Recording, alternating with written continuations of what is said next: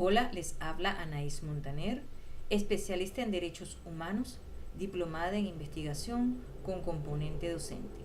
Además, presidenta de la Fundación Amanecer Humano en Maracay, Estado Aragua, Venezuela.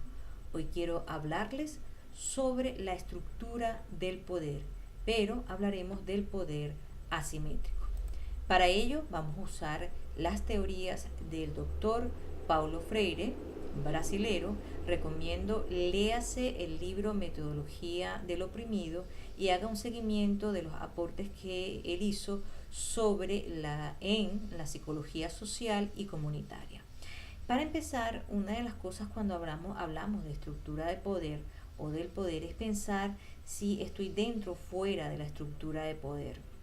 Y realmente ninguna persona, ningún grupo, sea vulnerable o no, está fuera de la estructura de poder. Todos formamos parte y hacemos vida dentro de esa estructura de poder. Incluso las personas que se asumen o se definen como marginados, ni siquiera ellos están fuera de la estructura de poder.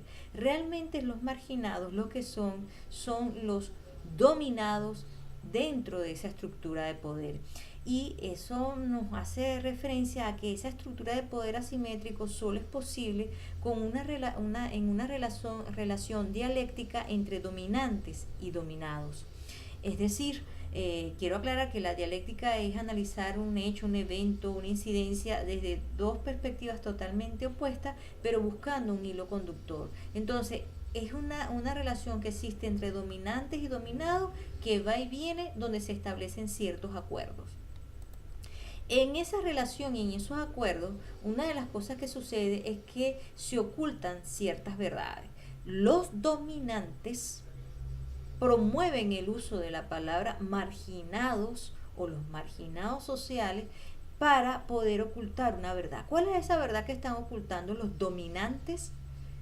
Es que ellos, con sus acciones y sus políticas, han prohibido, han ofendido, han robado, han oprimido a estos grupos que han sido mal denominados como marginados. Es decir, ellos han prohibido a estos dominados y van construyendo la figura o una figura que son los interdictados sociales.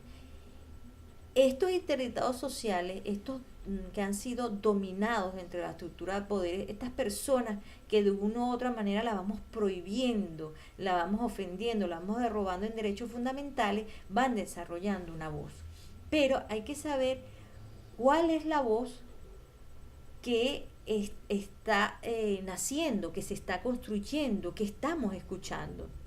Lo que pasa es que los dominados van introyectando la voz del dominante.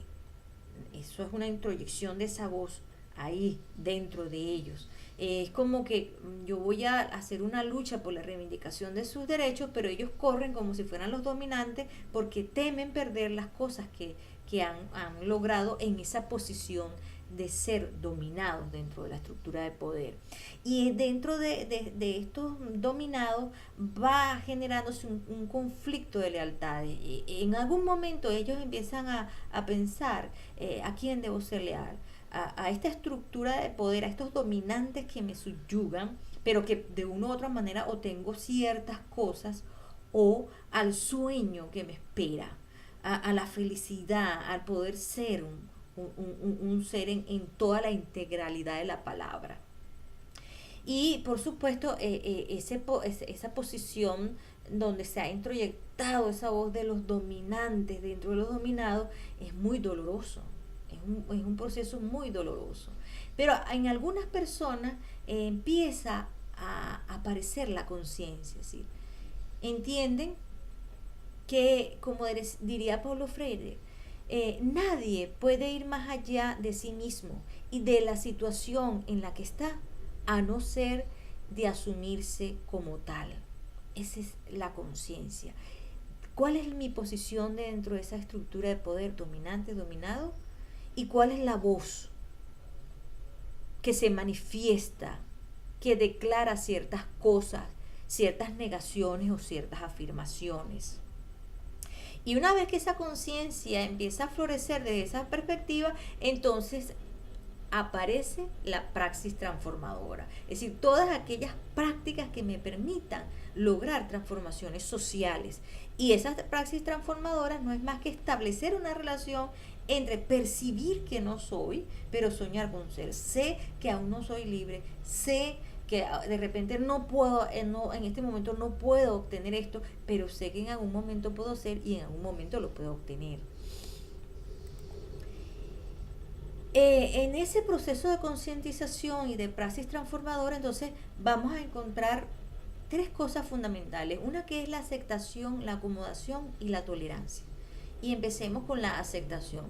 Si yo acepto realmente cuál es mi posición, quién habla y quién soy, entonces empiezo a transformar esa realidad.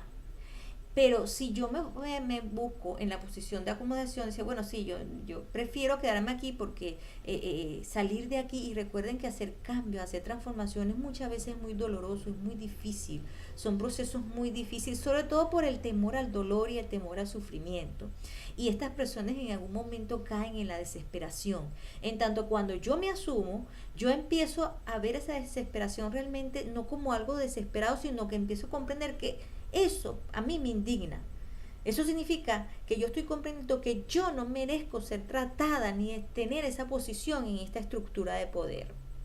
Yo merezco algo más. Entonces puedo estar indignada, pero ya no desesperada, porque la desesperada es el uso abusivo del hoy.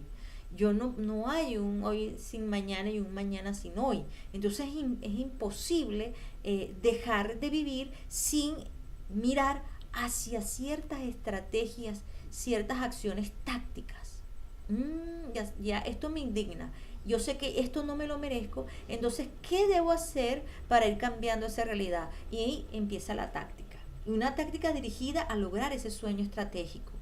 Y me dice, bueno, ¿con quién me voy a reunir? ¿Con quién me voy a asociar? ¿A dónde voy a buscar información? ¿Qué tipo de información voy a buscar? ¿Cuál es el conocimiento donde debo profundizar más que me permita ampliar mi horizonte de comprensión? ¿Cuáles son las metas que debo ir estableciendo y cumpliendo para alcanzar ese sueño estratégico? Y que ese sueño estratégico no puede perder de vista a lo largo de todas esas metas y todos esos pasos el respeto al derecho a la dignidad de todas las personas.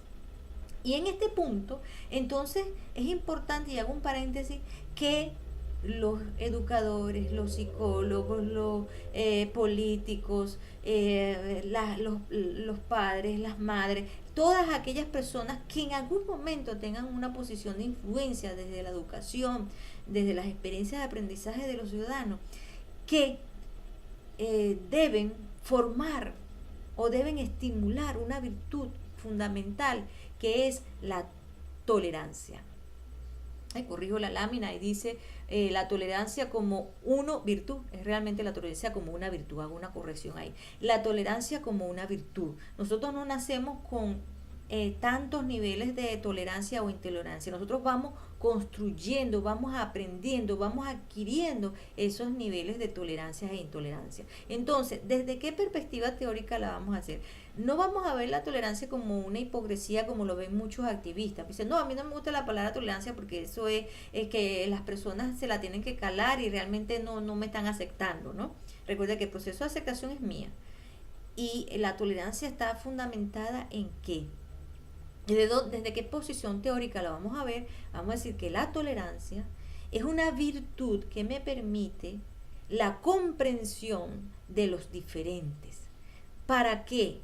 Para tener una convivencia armoniosa entre ellos, con ellos y entre nosotros. Es decir, una convivencia armoniosa entre todas las personas que forman ese contexto de relaciones. Entonces, en definitiva, vamos a decir que la tolerancia es esa convivencia armoniosa de todas las personas amarrada o amalgamada con el respeto a los derechos y la dignidad del otro. Si yo puedo comprender quién es el otro, si yo respeto a ese otro en derecho y en dignidad, quiere decir que yo me puedo poner en la posición de ese otro.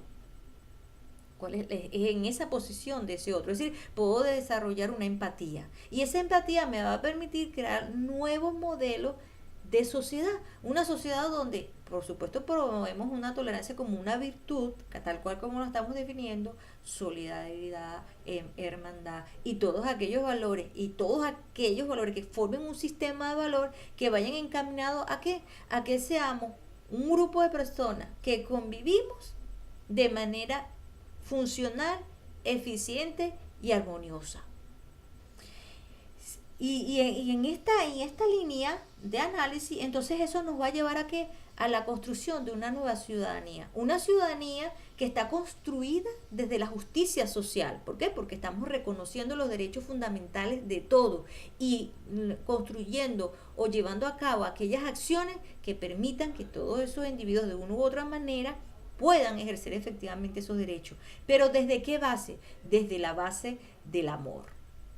Y aquí hay que hacer un paréntesis porque debemos estudiar esa palabra, qué significa el amor, y vamos a verla de su origen etimológico. Vamos mejor a dividir en sílabas esa palabra amor. Cuando dividimos la palabra amor, como pueden observar, a-mor, a significa sin, y mor, muerte, nos está diciendo que la base de donde vamos a construir esa nueva ciudadanía es desde aquello que no puede morir, desde aquello que supera la existencia humana misma, que deja un legado a esta sociedad. Por supuesto, yo puedo beneficiarme, yo puedo lograr mis objetivos individuales, mis objetivos personales, pero también los demás pueden lograr sus objetivos personales e individuales en una total armonía y respeto sin hacernos daño y sumándole que vamos a poder dejarle un legado a esas futuras generaciones y un excelente sistema que los fortalezca en la funcionalidad y efectividad como sociedad. Hasta este punto entonces hemos dicho que las estructuras de poder es asimétrico, es necesaria una relación entre dominantes y dominados, donde los dominantes ocultan lo que hacen con los dominados, que es prohibirlos, ofenderlos, hacerlos unos interdictados sociales, y que estos dominados deben de una u otra manera tomar conciencia para tomar acciones que le permitan generar esas transformaciones sociales que al fin y al cabo lo que van a hacer es alcanzar una sociedad mucho más feliz y funcional. Acá entonces nos gustaría que cada uno de ustedes desarrollara una actividad que sería hacer un informe respondiendo 3 preguntas. ¿Cuál es el propósito de la marginación de los grupos vulnerables? Otra pregunta, ¿qué es la praxis transformadora? Y definir la aceptación, acomodación y tolerancia, es decir, establecer las diferencias entre esas tres palabras, 3 categorías conceptuales, y que cada quien lo envíe a su facilitador al correo que estos les indiquen. Muchas gracias por acompañarnos, los espero en próximos videos y no olviden, sean leales al sueño que los espera.